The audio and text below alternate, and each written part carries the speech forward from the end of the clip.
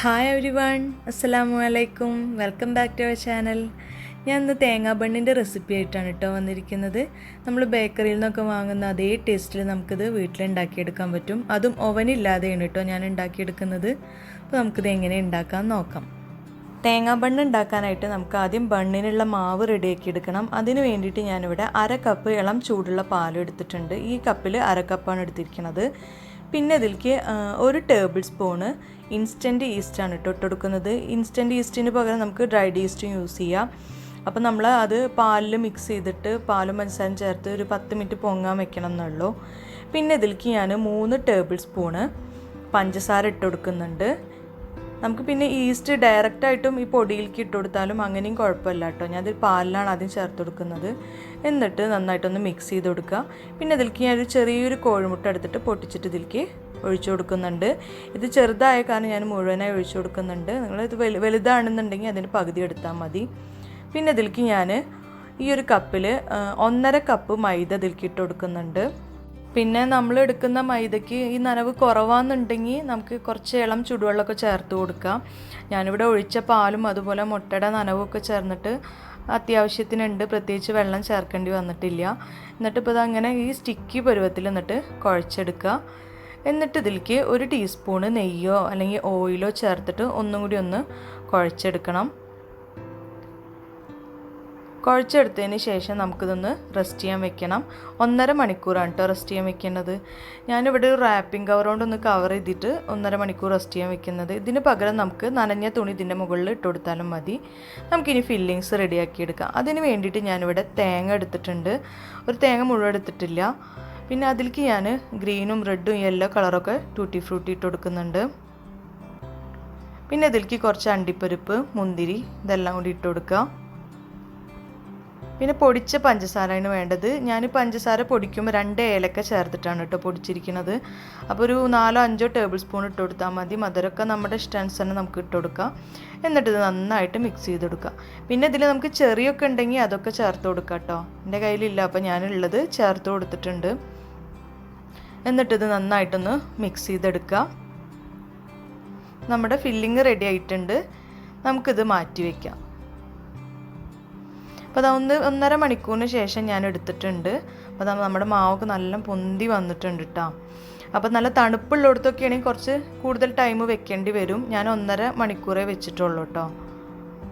അപ്പോൾ തന്നെ അത്യാവശ്യം പൊന്തി വന്നിട്ടുണ്ട്. ഇനി നമുക്ക് കൗണ്ടർ ടോപ്പിൽ കുറച്ച് മൈദ തൂവിയിട്ട് ഇതൊന്നുകൂടി ജസ്റ്റ് ഒന്ന് കുഴച്ചെടുക്കുക.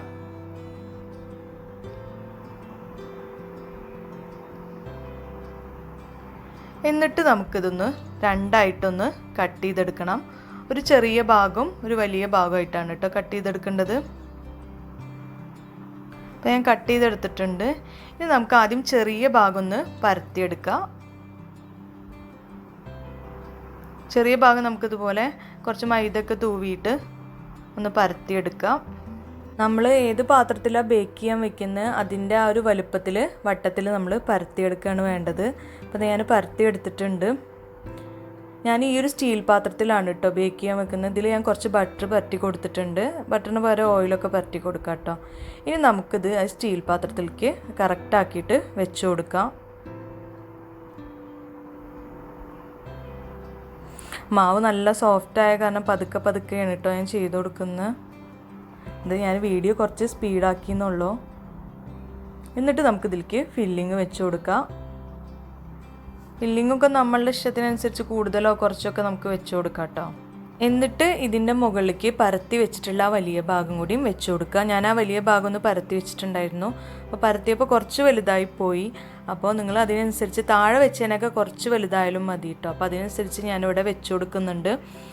എന്നിട്ട് ഇതിൻ്റെ താഴത്തെ ലെയറും മുകളിലത്തെ ലെയറും തമ്മിൽ നന്നായിട്ട് ഒട്ടിച്ചു കൊടുക്കുക. കൈവിരൽ വെച്ചിട്ട് കയ്യിൽ കുറച്ച് വെള്ളമൊക്കെ നനച്ചിട്ട് ഇങ്ങനെ നന്നായിട്ട് പ്രസ് ചെയ്ത് കൊടുക്കുക സൈഡിൽ. എന്നിട്ട് നമുക്കിത് 20 മിനിറ്റ് മൂടി വെച്ചിട്ട് ഒന്നുകൂടി റെസ്റ്റ് ചെയ്യാൻ വെക്കാം. അപ്പോൾ അതാ 20 മിനിറ്റിന് ശേഷം ഞാൻ എടുത്തിട്ടുണ്ട്. ഒന്നും കൂടി ഒന്ന് പൊന്തി വന്നിട്ടുണ്ട് കേട്ടോ. എന്നിട്ട് ഇതിൻ്റെ മുകളിൽ ഒരു മുട്ട എടുത്ത് ബീറ്റ് ചെയ്തിട്ട് ഇതിൻ്റെ മുകളിൽ ഇങ്ങനെ തേച്ച് കൊടുക്കുക. നമ്മൾ മുട്ടയ്ക്ക് പകരം നമുക്ക് പാലും തേച്ച് കൊടുക്കാം കേട്ടോ. എന്നിട്ട് ഇതിൻ്റെ മുകളിൽ ഞാൻ കുറച്ച് കറുപ്പും വെളുപ്പൊക്കെ ഞാനിങ്ങനെ ഇതിൻ്റെ മുകളിൽ ഇട്ട് കൊടുക്കുന്നുണ്ട്, ഒരു ഭംഗിക്ക് വേണ്ടിയിട്ടാണ്. പിന്നെ ബണ്ണ് ബേക്ക് ചെയ്യാനായിട്ട് ഞാനിവിടെ ഒരു പാത്രത്തിൽ കുറച്ച് ഉപ്പൊക്കെ ഇട്ട് കൊടുത്ത് ഒരു റിങ്ങൊക്കെ ഇറക്കി വെച്ചിട്ട് 10 മിനിറ്റ് മീഡിയം ഫ്ലെയിമിൽ വെച്ചിട്ട് ചൂടാക്കി എടുത്തിട്ടുണ്ടായിരുന്നു. അപ്പോൾ ഈ ഉപ്പിന് പകരം വെറും റിങ് വെച്ചിട്ട് ചൂടാക്കി എടുത്താലും മതി കേട്ടോ. എന്നിട്ട് ഈ റിങ്ങിൻ്റെ മുകളിലേക്ക് നമുക്കിത് ബേക്ക് ചെയ്യാനായിട്ട് വെച്ച് കൊടുക്കാം.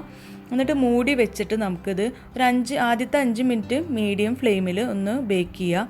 എന്നിട്ട് പിന്നെ ലോ ഫ്ലെയിമിൽ ഒരു 30-35 മിനിറ്റ് ബേക്ക് ചെയ്യേണ്ടി വരും.